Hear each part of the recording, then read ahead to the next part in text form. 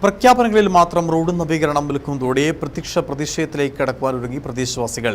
പീരുമേട്, പാമ്പനാർ, കരടിക്കുഴി, കുരിശുമുട്ട, ചന്ദ്രവനം മേഖലയിലുള്ള ആളുകളാണ് വർഷങ്ങളായി തങ്ങൾ അനുഭവിക്കുന്ന ദുരവസ്ഥയ്ക്ക് ബന്ധപ്പെട്ടവർ പരിഹാരം കാണാത്തതിൽ ശക്തമായ പ്രതിഷേധം നടത്തുവാൻ ഒരുങ്ങുന്നത്.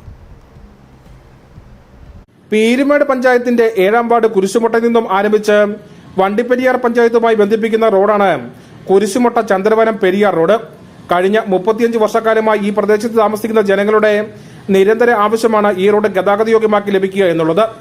എന്നാൽ നാളിതുവരെയായി ജനങ്ങളുടെ ആവശ്യം അധികാരികളുടെ കണ്ടു തോർപ്പിച്ചിട്ടില്ല.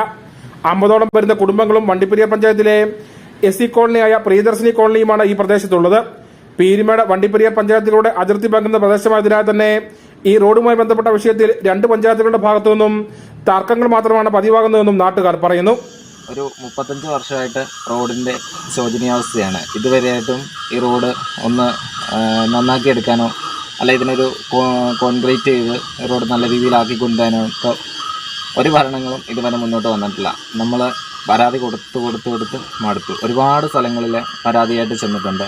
അവിടെയെല്ലാം നോക്കാം എന്ന് പറയുന്നതല്ലാതെ ഇതുവരെയായിട്ടും ഇതിനൊരു തീരുമാനങ്ങൾ ഉണ്ടായിട്ടില്ല. റോഡിന്റെ ശോചനീയാവസ്ഥ കാരണം ടാക്സി വാഹനങ്ങൾ പോലും ഈ പ്രദേശത്തേക്ക് വരാറില്ലെന്നും അസുഖബാധിതരെയും അത്യാഹിതം സംഭവിച്ചാലും ചികിത്സ ഉറപ്പുവരുത്തുന്നതിനും രക്ഷാപ്രവർത്തന കാര്യക്ഷമം നടപ്പിലാക്കുന്നതിനും പലപ്പോഴും കഴിയാറില്ലെന്നും പ്രദേശവാസികൾ പറയുന്നു.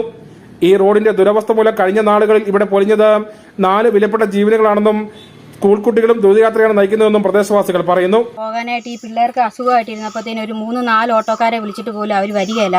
ഞങ്ങൾക്കൊരു 300 രൂപ മുടക്കി ഞങ്ങൾ ഇവിടെ ഇറങ്ങി വന്നാൽ ഞങ്ങൾക്കൊരു 2000 രൂപ ചിലവാകുന്നുണ്ടെന്ന് പറഞ്ഞു. അപ്പോൾ പിന്നെ ഞങ്ങൾ ഇവിടെ പിള്ളേരെ ചുമന്ന് ഇവിടെ മേളിൽ കയറി വന്നാലേ ഞങ്ങൾക്കൊരു വണ്ടി പോലും ഇവിടെ കിട്ടത്തുള്ളൂ. അപ്പോൾ ഞങ്ങൾക്ക് ഈ റോഡിന് ഒരു ഫണ്ട് അനുവദിച്ച് തരണം.